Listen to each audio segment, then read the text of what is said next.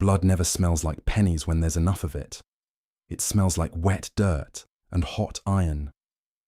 Claire knew that smell intimately, scraping it out from beneath her fingernails after every 12-hour shift.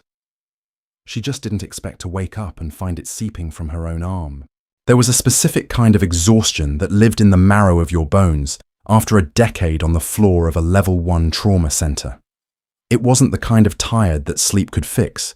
It was a dense, heavy ache that settled right at the base of the spine, a permanent resident that flared up every time the sliding doors of the ambulance bay hissed open. Claire leaned against the laminate counter of the nurse's station, staring blindly at the glowing pixels of the charting monitor. The screen blurred into a smear of blue and white. She blinked hard, the dry grit of contact lenses rubbing against her eyelids. The air in the ward smelled of stale, burnt coffee, cavi wipes, and the faint, unmistakable underlying odor of urine that no amount of industrial bleach could ever truly scrub away. "Bed 4 needs his dilaudid," Jenna murmured, sliding past Claire with an armful of clean linens. Jenna looked exactly how Claire felt. Pale, dark rings beneath her eyes, her blue scrubs hanging off her like a discarded uniform. "I literally just pushed it," Claire said, her voice raspy. She cleared her throat. 10 minutes ago." "Well?" "He's hitting the call button with the rhythm of a metronome." Claire pushed off the counter. The soles of her Dansko clogs let out a pathetic squeak against the linoleum. "I'll go talk to him. Check his line.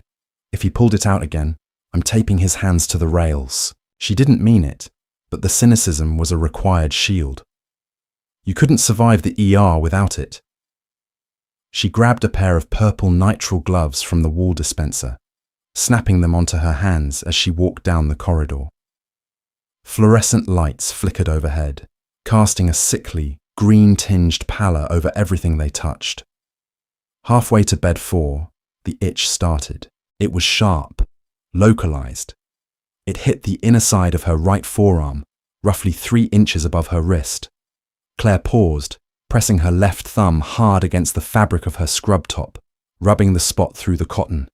It felt like a mosquito bite, but deeper, more like a wasp sting that had burrowed into the muscle. She ignored it. You didn't stop moving for an itch. She walked into bed 4's bay. Mr. Miller was thrashing slightly, his thin, papery hands pulling at the IV tubing taped to his bruised hand. Claire stepped in, her voice dropping into the calm, authoritative register she used for combative patients. "Mr. Miller, stop pulling. You're going to rip the vein." She caught his wrists. His skin was cold, clammy. As she gripped his hands, the itch on her arm flared into a sudden, searing heat. Claire gasped, jerking her arms back. The sensation was violently abrupt, like pressing the edge of a hot clothing iron directly against her flesh. "Damn it!" she hissed, grabbing her forearm. The pain receded as quickly as it had peaked, leaving behind a dull, throbbing ache that pulsed in time with her elevated heart rate. She finished securing Miller's line with one hand, her teeth gritted, before stepping back out into the hallway. The burning sensation was subsiding, but the skin felt tight, stretched over a knot of inflamed tissue. Claire ducked into the staff restroom at the end of the hall, locking the heavy wooden door behind her. The fan rattled loudly overhead. She stepped up to the mirror, not looking at her own exhausted reflection. The messy bun slipping down her neck, the harsh lines around her mouth, but immediately hiking up the right sleeve of her scrubs. She expected a rash. Maybe she had brushed against something in the supply closet. Contact dermatitis. Instead, she saw a bruise, but it wasn't a normal contusion. The discoloration was a deep, violently dark violet, almost black, and the edges were entirely too sharp. It didn't bloom outward in a mottled cloud, like blood pooling under the skin. It was forming shapes, lines. Claire leaned over the sink, turning her arm under the harsh vanity light. She dragged a bare finger over the mark. The skin was hot to the touch, slightly raised. Letters. MEDICSEVEN. They were jagged, resembling a crude stick-and-poke tattoo done by a heavy hand. But the ink wasn't ink. It looked like necrotic tissue or dried blood trapped directly beneath the epidermis. Panic, cold and sharp, finally cut through her fatigue. Claire scrubbed her thumb over the letters, pressing down until the skin around it turned white. The letters didn't smudge. They didn't move. They just stared back at her, baked into her own flesh. "What the hell?" she whispered. The sound of her own voice in the echoing tile room grounded her. She grabbed a rough paper towel from the dispenser, soaked it in harsh antibacterial soap, and scrubbed. She dragged the abrasive paper back and forth over her forearm until the skin surrounding the letters was raw, pink, and weeping. The letters remained. Perfect. Indelible. Her first coherent thought wasn't about magic or destiny or some terrifying conspiracy. It was a distinctly bureaucratic terror. Visible tattoos are against hospital policy. If nursing administration saw this, a massive, unapproved, bizarre gang-style script right on her forearm, she'd be written up. If they thought she came to a shift drunk and got a tattoo in an alleyway, she could lose her job. Claire yanked a roll of white medical tape and a sterile gauze pad from her scrub pocket. She slapped the thick square of cotton over the dark letters and wrapped the tape tightly around her wrist and forearm, sealing it away. She tugged her sleeve back down. She breathed in the smell of the cheap soap. "You're hallucinating," she told her reflection. 3 night shifts in a row. You're losing your mind. It's just a weird bruise. She unlocked the door and stepped back into the chaos. She didn't have time to be crazy. She had 4 more hours on the clock. The radios cracked exactly 53 minutes later. "St. Jude's ER, this is Rescue 14. We are inbound, 3 minutes out. John Doe, approximate age 30. Motor vehicle versus pedestrian. Massive blunt force trauma. Suspected internal bleeding. BP is 90/40 and dropping. Tachycardic. We've got 2 large bores in, pushing fluids. GCS is 6. The ward shifted gears. The lethargy vanished, replaced by the tight, controlled frenzy of a trauma response. Claire stood at the head of Bay 1, snapping on fresh gloves, her eyes scanning the setup. Intubation tray, suction on, warm blankets, ultrasound machine booted up. Dr. Hayes strode into the room, snapping his own gloves. He was a second-year attending, smart but prone to tunnel vision when the adrenaline hit. "Who's on chest compressions if he codes?" he asked the room. "I am," Claire said, her voice flat. The double doors banged open. 2 paramedics barreled into the room, pushing a stretcher slick with rain and blood. The smell hit the room instantly. It was overwhelming. Copper, ruptured bowels, the chemical stench of deploying airbags, and the damp smell of asphalt. "On 3, one of the medics yelled. 1, 2, 3. They hoisted the John Doe onto the hospital bed. He was a mess. Clothes shredded, skin mottled with dark abrasions. Blood matted his dark hair, trailing down the side of his face. The moment Claire's hands touched the man's shoulder to help secure him, the gauze on her arm caught fire. She let out a choked gasp, stumbling back a half step. It wasn't an itch this time. It felt as if a live wire had been threaded under her skin and plugged straight into a wall socket. The pain was paralyzing, shooting up her bicep and locking her jaw. She clamped her left hand over her right arm, her breath hitching. "Claire!" Hayes barked, not looking up from the patient's chest as he slapped the ultrasound probe against the bruised skin. "I need you here. BP is tanking. Where is my pressure?" 60/30, Jenna called out from the monitor. "Heart rate 140. Claire forced herself forward. The pain in her arm wasn't just pain anymore.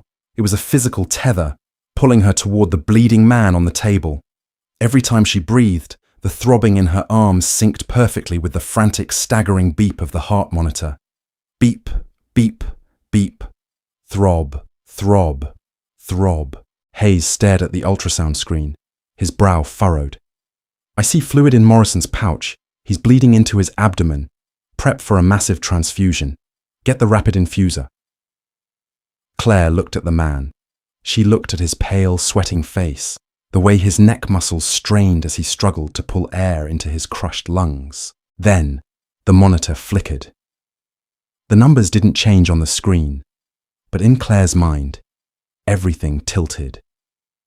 A rush of cold, clinical certainty poured into her head, completely alien and sharp as a scalpel.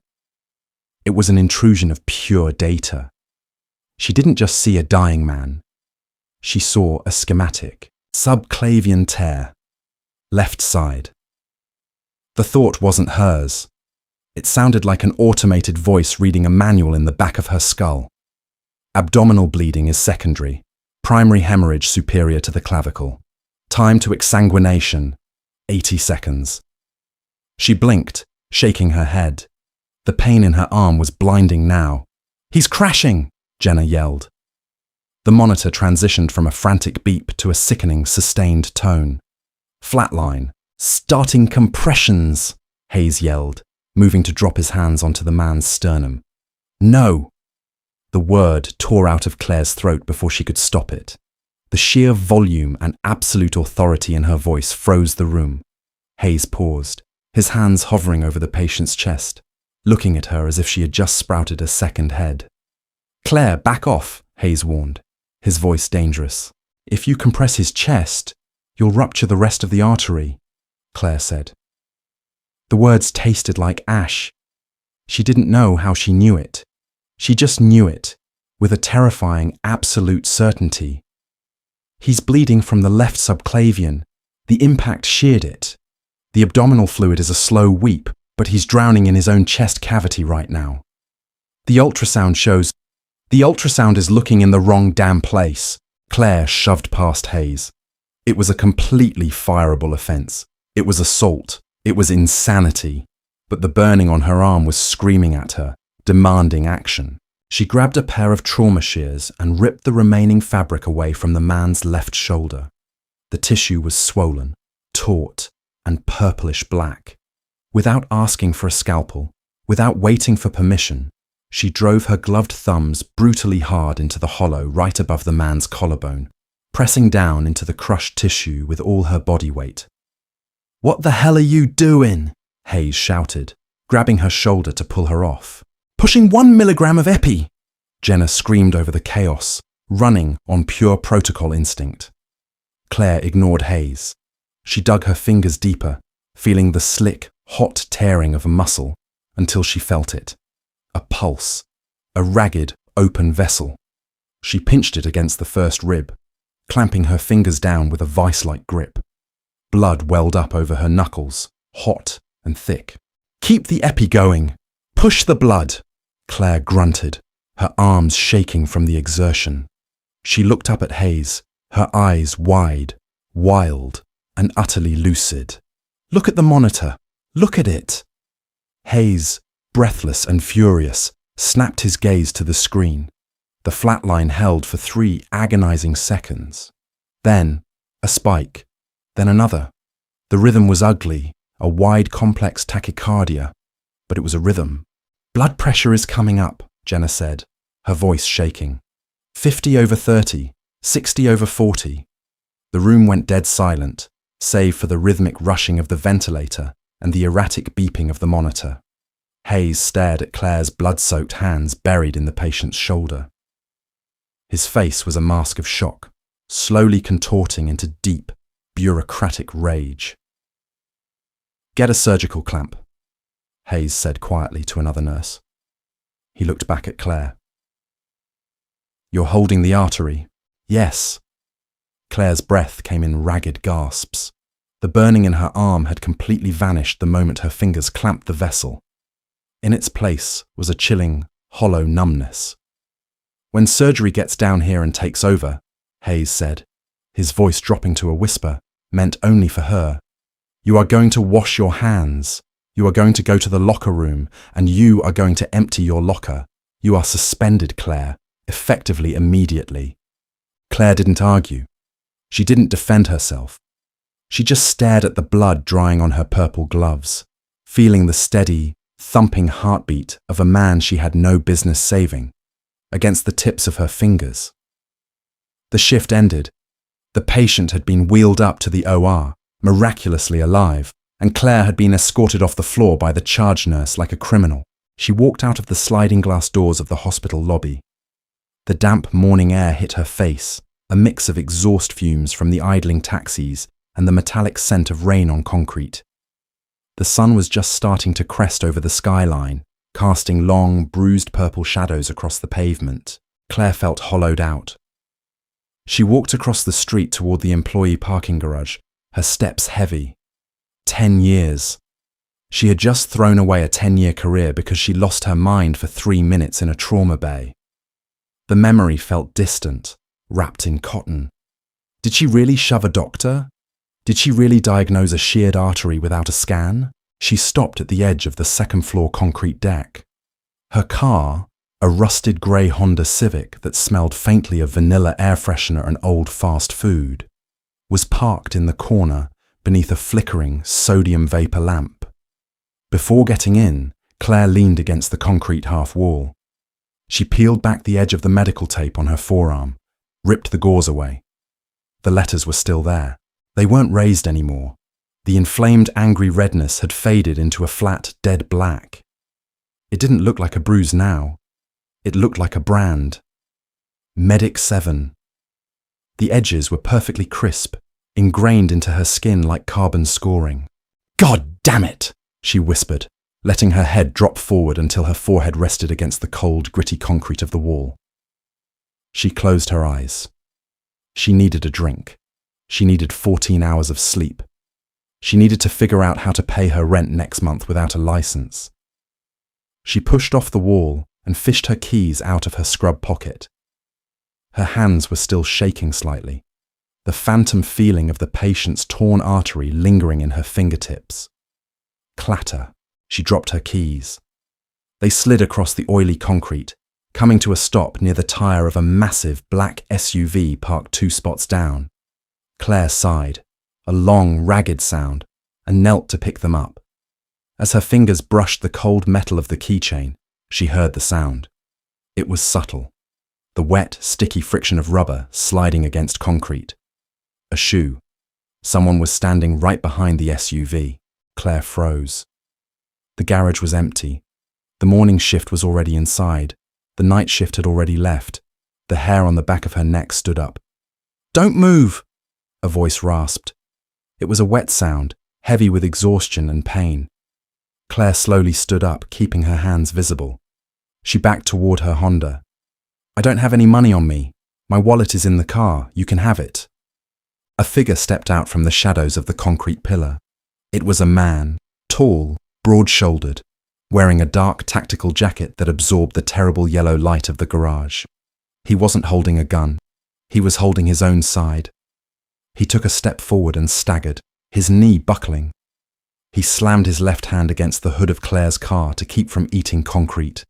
His breathing was loud, rhythmic, but shallow. A classic compensatory mechanism for shock. Claire's clinical brain engaged instantly, overriding her fear. Pale skin, diaphoretic, guarding the right flank. Dark, viscous fluid dripping steadily from beneath the hem of his jacket, pooling around his heavy boots. He was bleeding out. The man lifted his head. His face was unremarkable, pragmatic, with short-cropped hair and eyes the color of dirty ice. He didn't look at her face. He looked directly at her right forearm, where her sleeve was still rolled up, the black letters stark against her pale skin. He let out a short, hollow laugh that turned into a wet cough. "You're 7, he said. Claire's heart stopped. She yanked her sleeve down, stepping back until her back hit the driver's side door. "I don't know what you're talking about. I'm calling an ambulance." She reached for her phone in her pocket.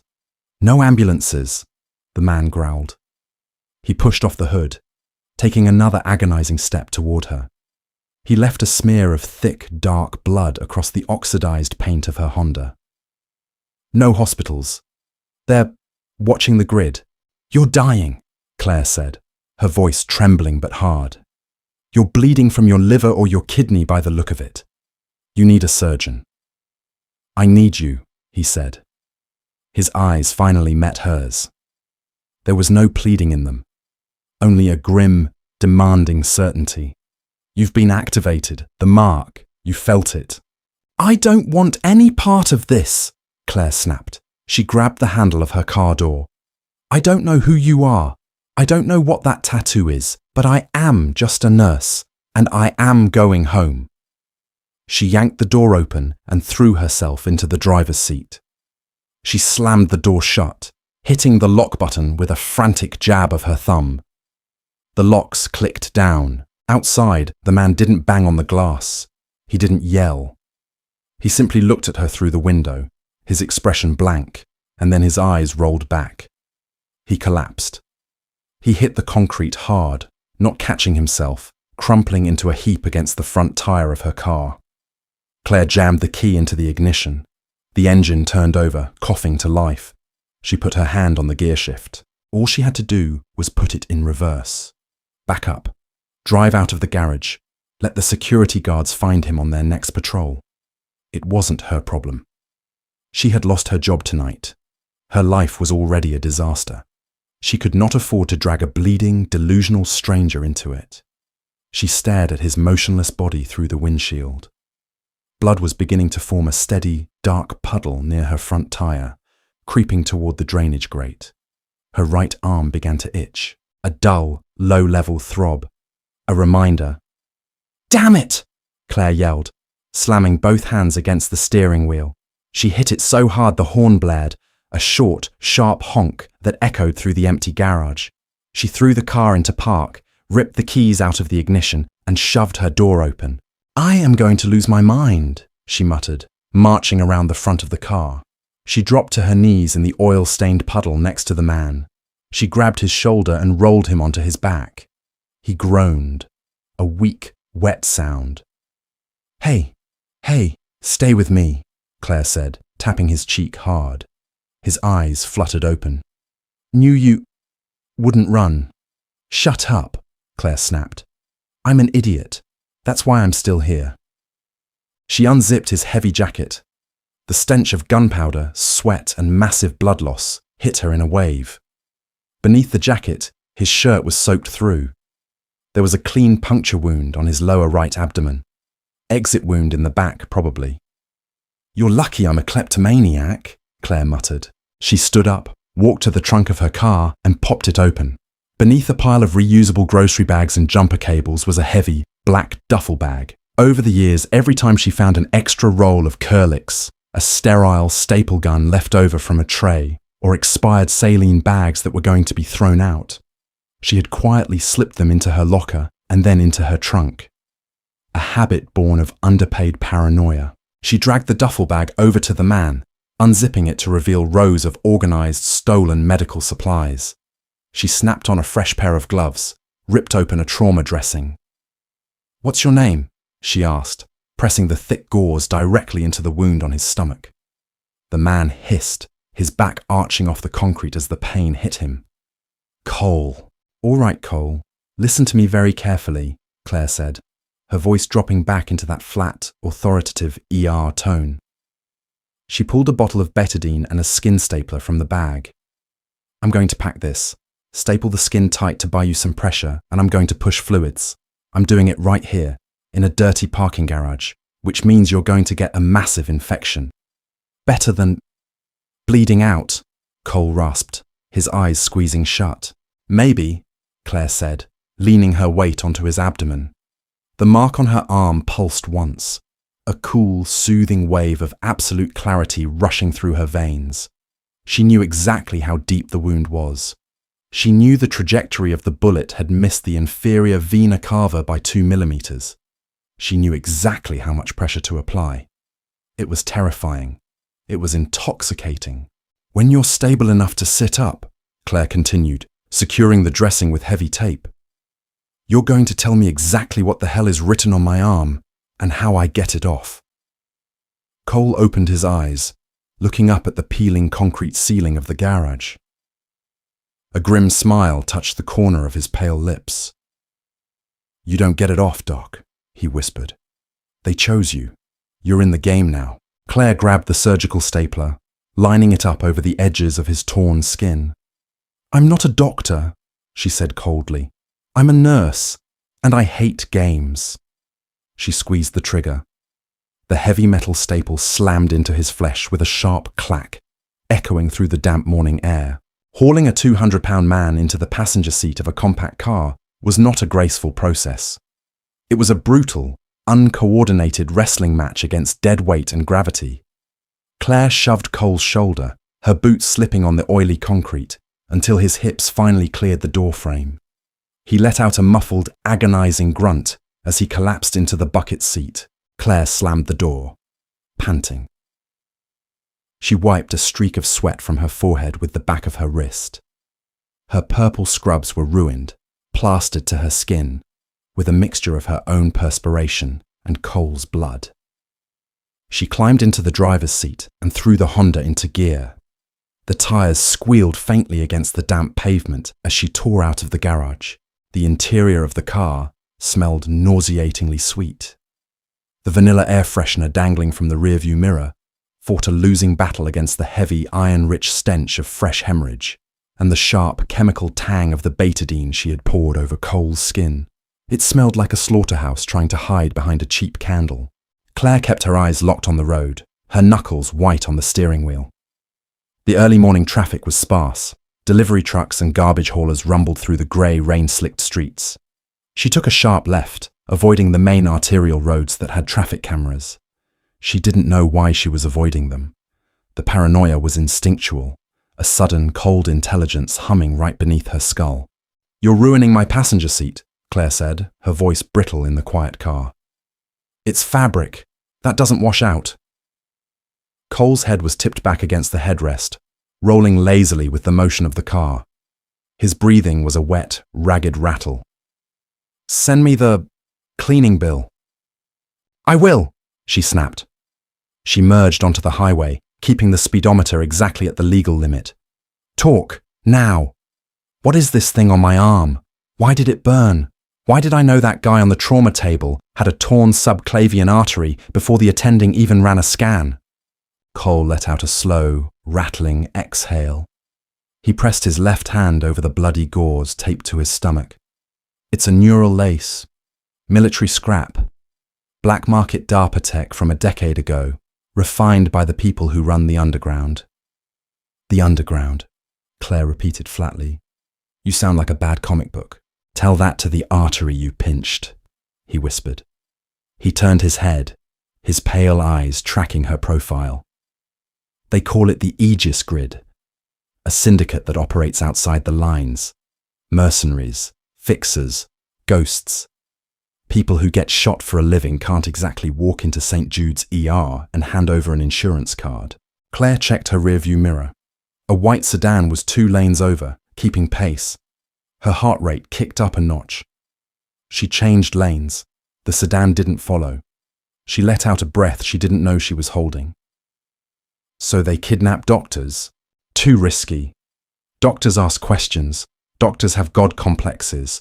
The grid prefers trauma nurses, combat medics, field techs, people who are used to taking orders, working with garbage equipment, and fixing the impossible under pressure." Cole coughed, a wet sound that made Claire wince. "They tag you. The ink is a subdermal mesh. It taps directly into your nervous system. It reads your adrenaline spikes. When you're near severe biological distress, it activates." "Activates?" Claire echoed, the word tasting like bile. "You mean it takes over my brain?" "It doesn't take over," Cole corrected, his voice dropping to a harsh whisper. "It augments. It feeds you raw diagnostic data, heart rate, blood pressure, tissue density, acoustic anomalies in the lungs. You didn't magically know the guy had a torn artery. The mesh felt the specific vibration of the internal hemorrhage, calculated the timeline to exsanguination, and dumped the math directly into your frontal lobe." Claire stared at the road ahead. The implications were suffocating. The absolute clarity she had felt in the trauma bay, the cold, pristine certainty that had overridden 10 years of hospital protocol, wasn't a miracle. It was an algorithm. She had been puppeted by a piece of black market hardware injected into her arm. "How did I get it?" she asked. Her voice was terrifyingly calm. "You got drunk at a dive bar 3 nights ago," Cole said. "You complained loudly to the bartender about how burnt out you were, how the hospital administration was killing patients with red tape. A recruiter heard you, slipped a micro-sedative into your gin and tonic. You blacked out for 2 hours. They did the work in the back room." Claire remembered the night, the heavy, suffocating weight of 3 back-to-back shifts, the cheap gin, waking up in her own bed with a pounding headache and a sore arm she assumed she had slept on wrong. "I'm going to cut it out," Claire said. "You can't. It's wrapped around your radial nerve. You dig that out, you lose the use of your right hand permanently." Cole's eyes fluttered shut. His skin was taking on a waxy, greyish pallor. "Besides, they know you're active now. The moment you saved that civilian, the mesh pinged the grid. 7 is awake. That's why I came to your garage. I intercepted the broadcast." "Why?" Claire demanded, taking the exit for her neighborhood entirely too fast. The tires complained bitterly. "Why do you care?" "Because I'm the one who stole the encrypted ledger they used to track the medics," Cole grunted, his face contorting in pain. "They're hunting me. I needed a medic who wasn't loyal to them yet. I needed 7. He slumped sideways, his forehead coming to rest against the cold glass of the passenger window. He was out cold. Claire gripped the steering wheel until her joints ached. She was suspended from her job. She was harboring a bleeding fugitive. She was infected with military tracking software. "Perfect," she muttered. "Just absolutely perfect." The apartment smelled like old dust, damp drywall, and the faint permanent aroma of cheap ramen. Claire kicked the front door shut with her heel, dragging Cole by his armpits across the scuffed hardwood floor. She left a smeared trail of dark red from the entryway to the center of the cramped living room. She dropped him onto the thrift store rug. He didn't move. Claire didn't panic. The panic had burned out of her system somewhere on the interstate, replaced by a hyper-focused, mechanical coldness. She walked to the kitchen, grabbed a wire coat hanger from the closet, untwisted it, and hooked it over the top hinge of the hallway door. She retrieved her stolen medical bag from the kitchen table. Within 4 minutes, she had a large-bore IV established in Cole's left antecubital vein, hooking a bag of normal saline to the coat hanger. She let the fluid run wide open. His pressure was dangerously low. She knelt beside him, checking the dressing on his abdomen. The bleeding had slowed to a sluggish weep, but the skin around the wound was hot. Infection was already setting in. He needed broad-spectrum antibiotics, and he needed them an hour ago. Claire sat back on her heels. The knees of her scrubs were soaked in blood. She looked down at her right arm. The black letters of Medic 7 sat flat and silent against her pale skin. She hated it. She hated the violation of it. But beneath the disgust, a dark, terrifying realization curled in the pit of her stomach. She missed the feeling. For 10 years, she had fought a losing battle against death in a broken healthcare system. She had watched people die because of administrative delays, understaffing, and exhausted doctors making fractional errors in judgment. She had spent a decade feeling fundamentally powerless. But in that trauma bay, with her hands buried in a dying man's chest, she hadn't been powerless. She had been a god. The data the tattoo had fed her was a heavy, intoxicating drug. It was the ultimate competence, Cole groaned, his head tossing to the side. The saline was bringing him back to the surface. Suddenly, the skin on Claire's forearm twitched. It wasn't the agonizing burn from the hospital. It was a sharp, static vibration, like a cell phone buzzing directly against the bone. Claire gasped, grabbing her wrist. The black letters were turning a dull, angry red. A new kind of data flooded her mind. It wasn't physiological this time. It was spatial. A cold, synthetic pressure pressed against her temporal lobe, mapping the immediate vicinity. Proximity alert. The automated instinct wasn't words, but raw understanding. 3 elevated heart rates, approaching the exterior threshold. Adrenaline levels consistent with combat readiness. They were outside her door. Claire froze. The silence of the apartment felt deafening. She could hear the faint hum of the refrigerator. She could hear Cole's shallow, ragged breathing. And then, she heard the heavy, deliberate creak of the floorboards in the hallway outside her unit. The grid had found them. Claire looked down at Cole. He was useless right now. She looked at her stolen medical bag. There was no gun in it. There was a pair of heavy trauma shears, 3 scalpels, and a syringe of epinephrine. The vibration in her arm intensified, a constant, urgent hum that demanded action. The fear in her chest was completely eclipsed by the icy, calculated algorithm pouring into her brain. She could sense their positions. 2 stacked directly in front of the door, 1 hovering near the fire escape window. She wasn't a hero. She was just a burnt-out nurse trying to pay her rent. But she was done being a victim of someone else's system. Claire picked up the trauma shears. The heavy steel blades gleamed in the dim light of the apartment. She walked silently toward the front door, her bare feet making no sound on the hardwood. The handle began to turn. Claire gripped the shears tightly, the black letters on her arm burning like a beacon in the dark. She took a breath.